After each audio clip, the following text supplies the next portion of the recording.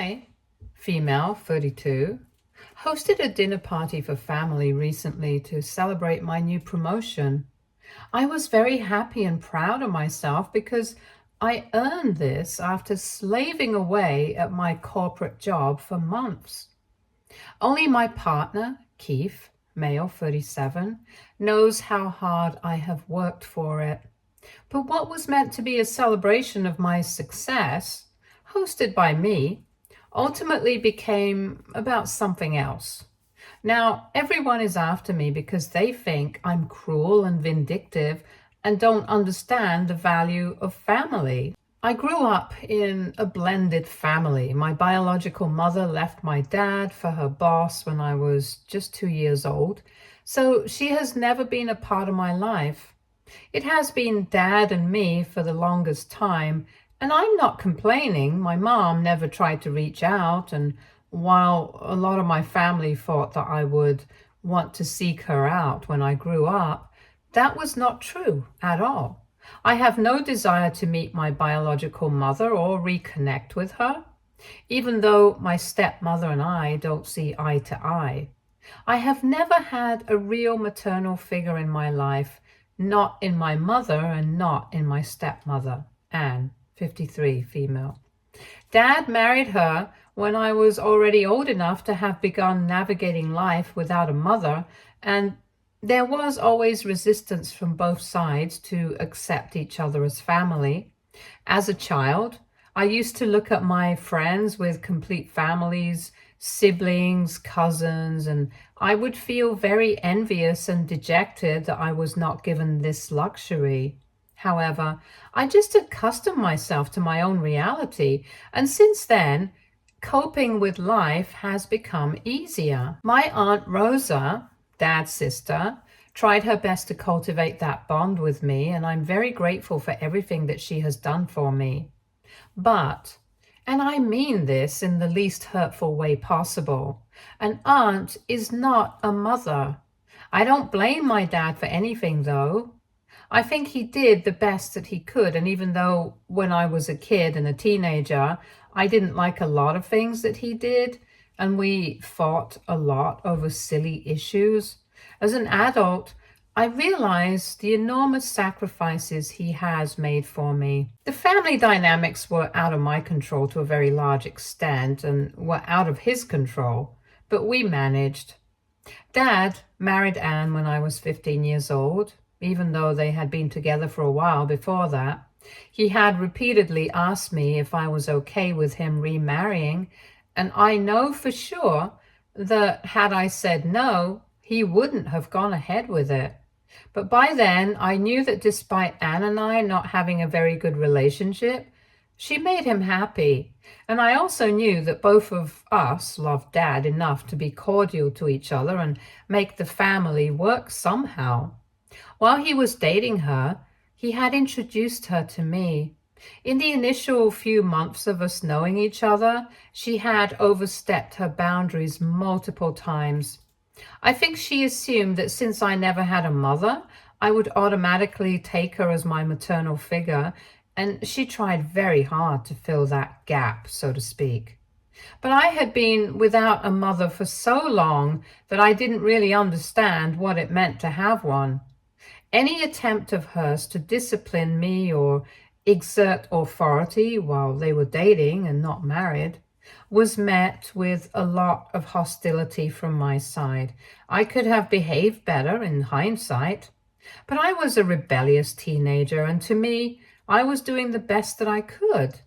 It became clear to her that I was not interested in a mother, and that the only way this could work was if we tolerated each other's presence and got along for Dad's sake. And this arrangement worked after their wedding, for the first few months at least. And I seriously and genuinely believe that it would have gotten better and the family would have been tighter, so to speak, if Stephanie hadn't come. Stephanie, now 36, female, is my stepsister and Anne's daughter. Dad had no idea about her when he married Anne, and Anne had never shared it with him. I don't blame her for it because it was a hard thing to talk about for her. Stephanie was the result of a teen pregnancy that Anne had with a man who was much, much older than her.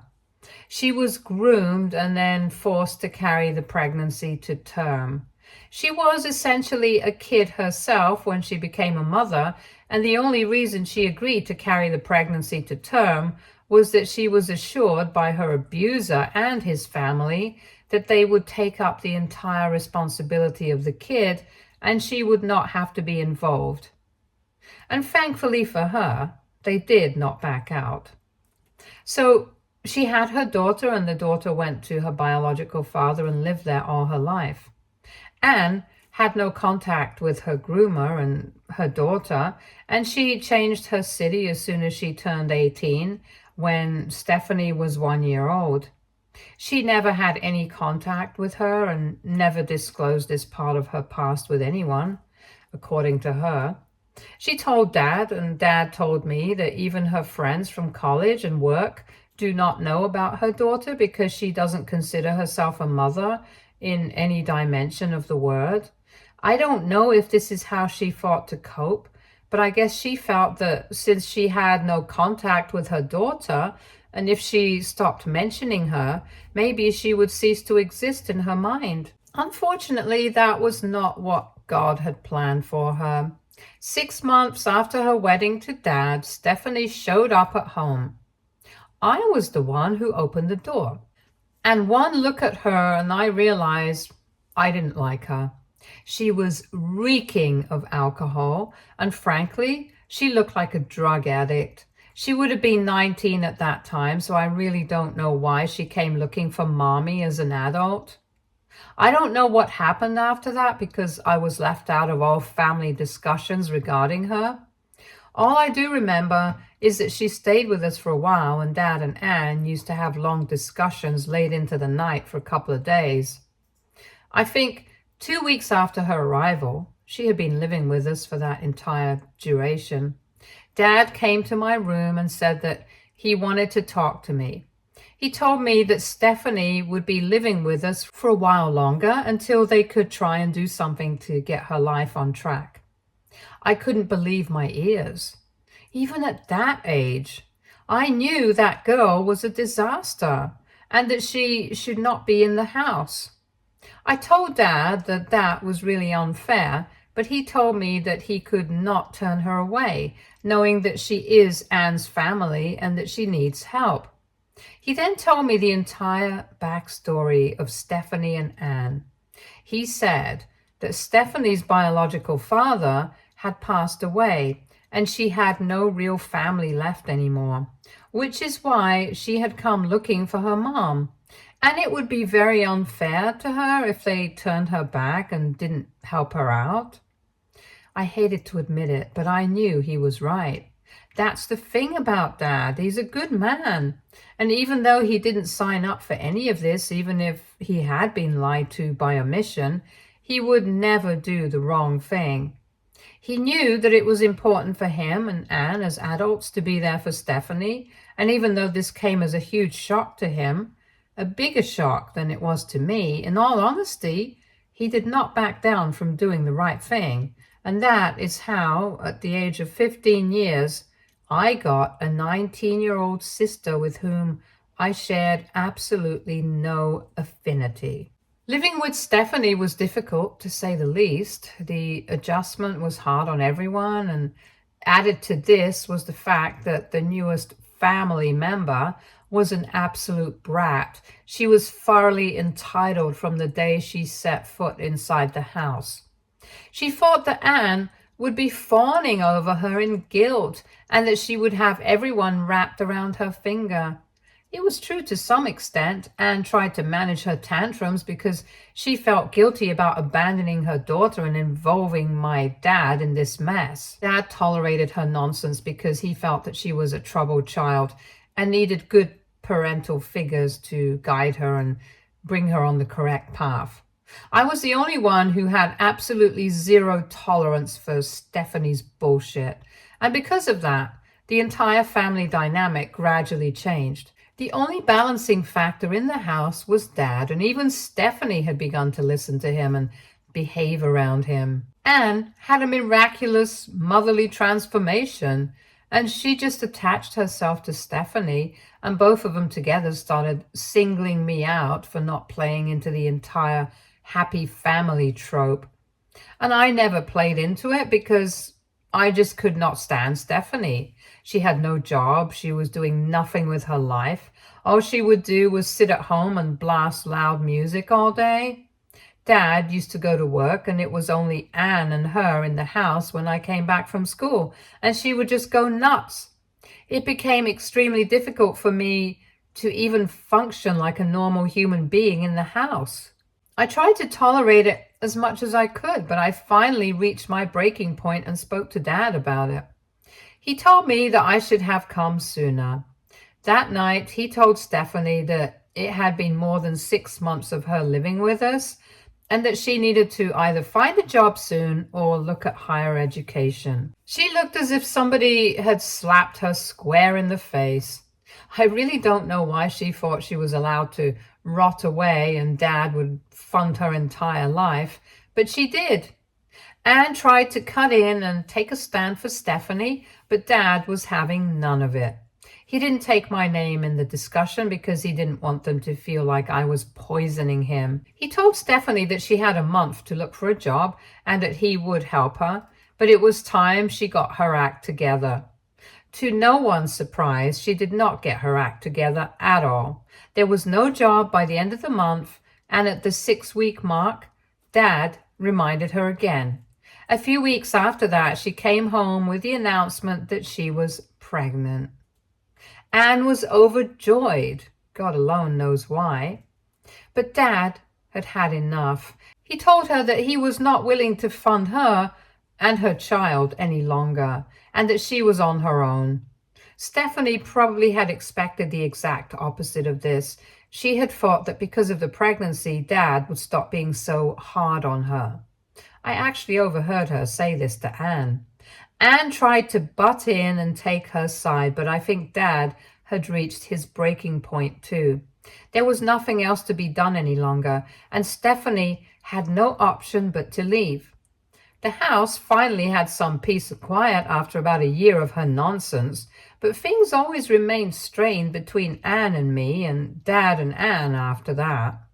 Once she had gone, I got no news of Stephanie. Not that I was interested in it anyway. She probably was in touch with Anne and Dad, but I can't be sure. I never asked and they never told me. 2 years later, I went off to college in a different state and things improved drastically for me. I went low contact with Anne and only stayed connected to Dad. That wasn't a problem for him, and he never forced me to maintain a connection with Anne. But boy, she became hostile. Whenever I went home for vacation, she would be snarky and rude, as if she didn't want me around. There was never any open conflict between us, and I tolerated her for Dad's sake, but things were way worse than before. In all honesty, we just couldn't stand each other anymore. It was palpable to everyone around us, and the air would be thick with tension whenever I went home. So I just stopped going. I used to call Dad over or go on trips, and that was that. To me, peace of mind was more important than being in that house, so I just chose that. Then I got busy with my job and life and completely fell out of touch with Anne. Whatever I knew of her was via Dad. 2 days ago, I hosted a party. I got a huge promotion at work, and it is kind of a big deal, and I wanted to celebrate with everyone. I called Dad, Anne, Aunt Rosa, her husband Mike, and their son Noel. Keith and I lived together, so he was obviously there. It was supposed to be an intimate get-together of family members I'm close to. I invited Anne out of courtesy. I'm too old now to keep bad blood between us. However, in hindsight, I was a fool to expect the same maturity from her because she overstepped her boundaries so majorly that I think even Dad is never going to see her face again. What shocked me was that Anne walked in with Stephanie. Now, I have had no contact with this woman for over 15 years, and I just could not fathom how anyone thought that bringing her along would be a good idea. I looked at my dad in disbelief and pulled him aside while Keith tried to lighten the mood. I asked him why she was here, and he said that Anne had told him that I had specifically invited Stephanie. I was furious, and I wanted both Anne and Stephanie to leave right away. I decided against it because I did not want to create a scene, but if I'm being honest, I should have gone ahead with kicking them out. I tried to defuse the situation, I really did, and Anne and Stephanie were behaving for the most part, so I even got a little comfortable with the entire situation. All through dinner, everyone asked me about my promotion, my work, and the like, except Stephanie. She sat there, pouting and sulking, but I didn't pay much heed to her, as did no one else. I was actually relieved that she wasn't talking much because I had no desire to interact with her anyway.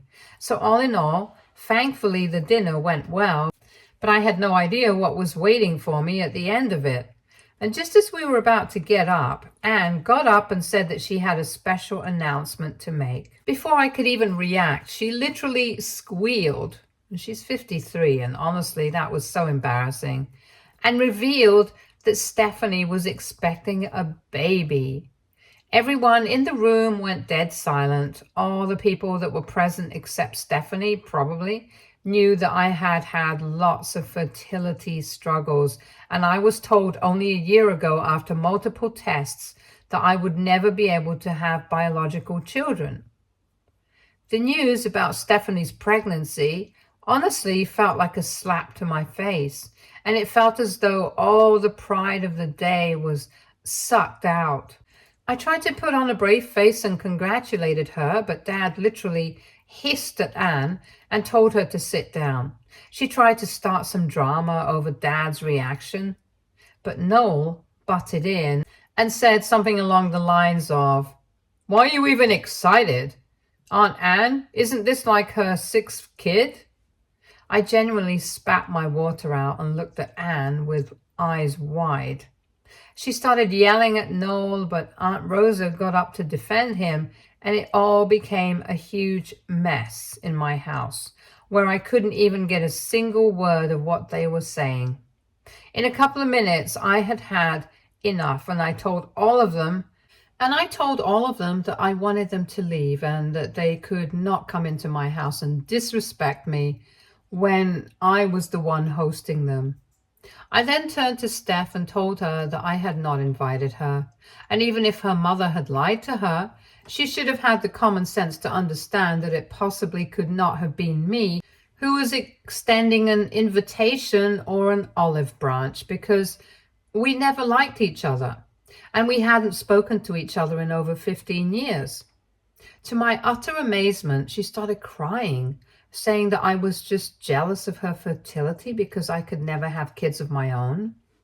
I hate to admit it, but that one statement stung more than anything I have ever heard before. Thankfully, I kept my cool, and I then told her that I was glad I had made something of myself and worked hard to create a name, so that my only achievement was not spitting out kids the minute I could get pregnant. I don't think anyone had expected me to say something so vicious, and before I could say anything, Anne slapped me in front of everyone. She slapped me so hard that my head hurt. I don't exactly remember what happened in the next 2 minutes, but all I know is that by the time I had centered myself, everyone was out of the house, and Keith was sitting beside me apologizing for letting things escalate so much. I told him it wasn't his fault, but the entire situation has taken a huge toll on me. Dad has reached out to me, and so has Aunt Rosa, Uncle Mike, and Noel, but I haven't responded to anyone other than Noel. I'm just not in the right headspace to talk to anyone right now. It's not just that they shat all over my party and achievements. They rubbed me the wrong way by poking fun at and mocking my biggest vulnerability, and then proceeded to assault me in my own home. And I know Dad is not to blame for this, but he could not have anticipated or controlled it. But I am still disappointed that he didn't do anything to defend me in front of everyone when Steph tried to make the day all about himself. Heck, it was Noel, who's still a kid, by the way, who had the guts to stand up to her bullshit and call her out publicly. I am too shaken by whatever has happened, and I don't think I will be talking to anyone in the family as of now.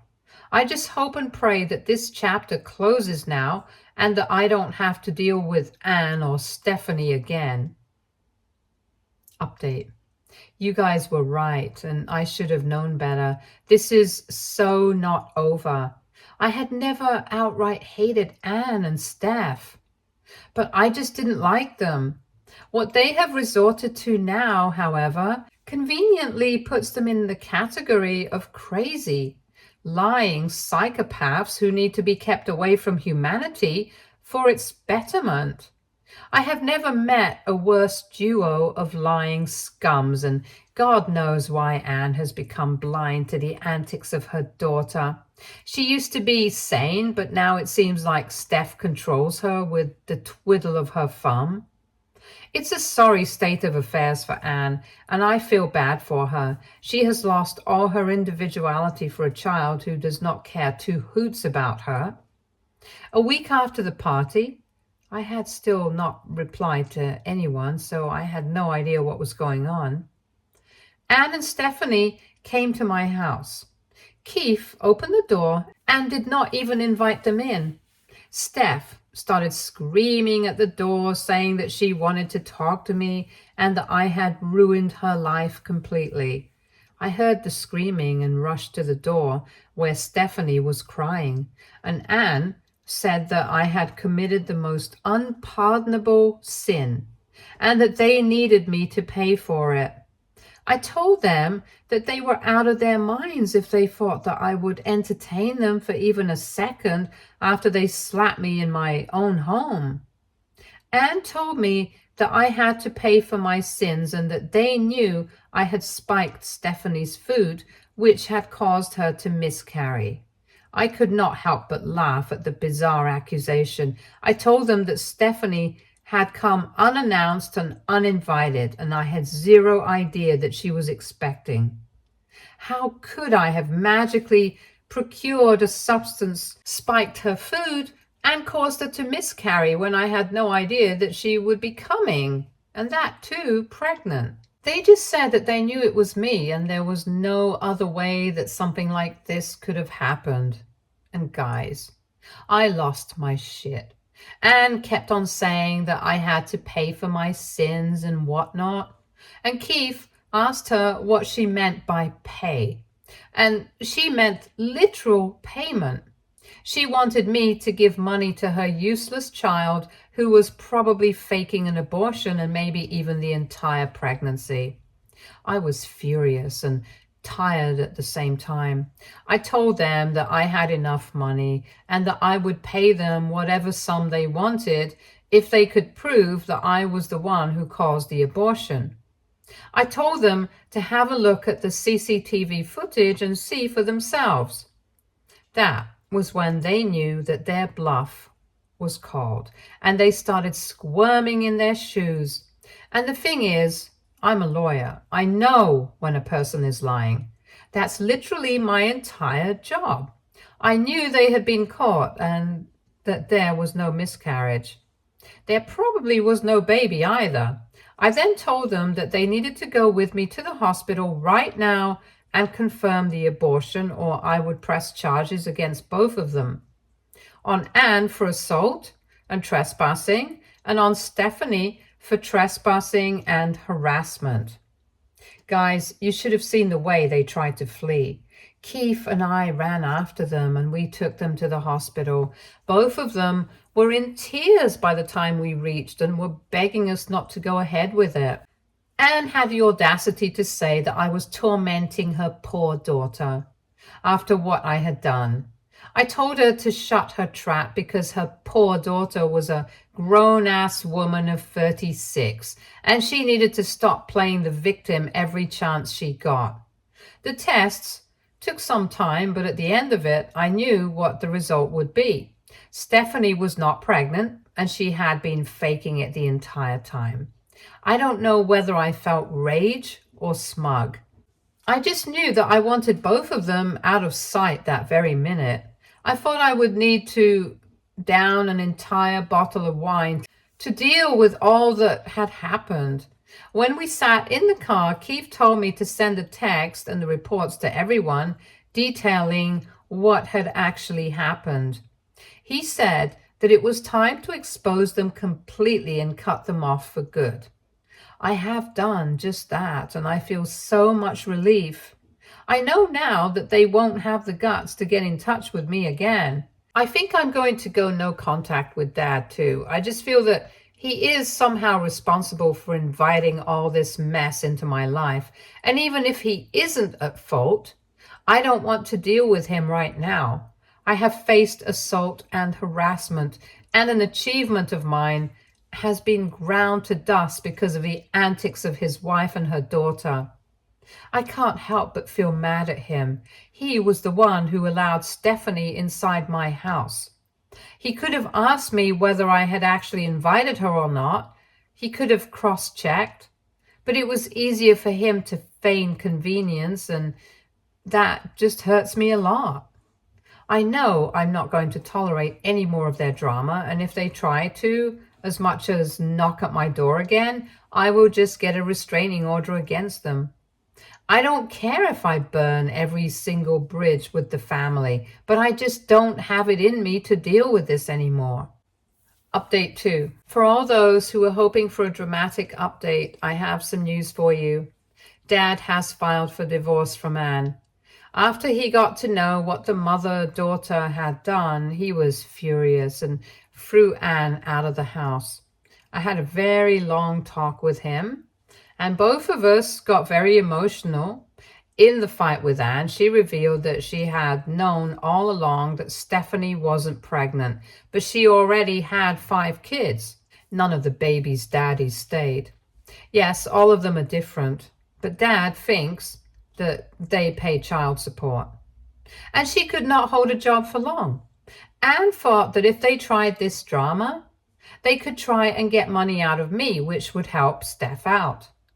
She told Dad that both of them had resorted to this only because I had chosen to sever ties, and they knew that if they asked like family, I would not have helped Stephanie out. Well, of course, I wouldn't have helped her out.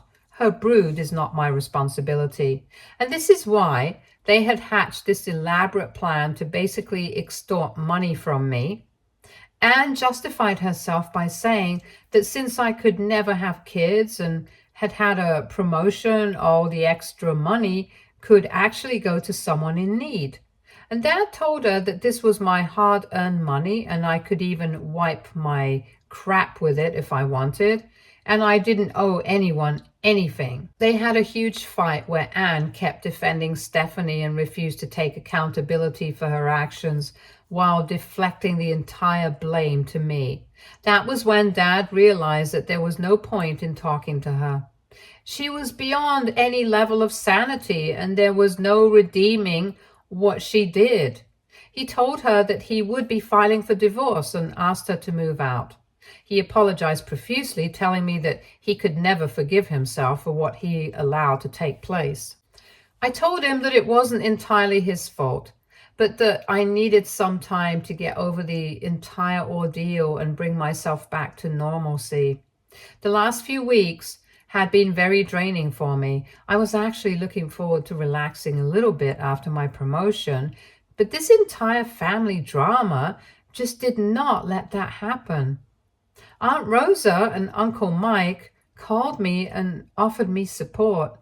They actually encouraged me to press charges, but at this point, I just want this mess to be over and live in peace. They have been very understanding of the situation. And that is all that I expected from anyone, in all honesty. I have no idea what Stephanie's doing and how she's managing, but she and Anne have had a falling out because Anne now blames her for the breakdown of her marriage. It's honestly a shit show, if you ask me, and I have asked everyone to leave me out of it. I have gone no contact with Dad as well for the time being, and even Aunt and Uncle know that they don't have to talk about the Anne and Dad situation with me.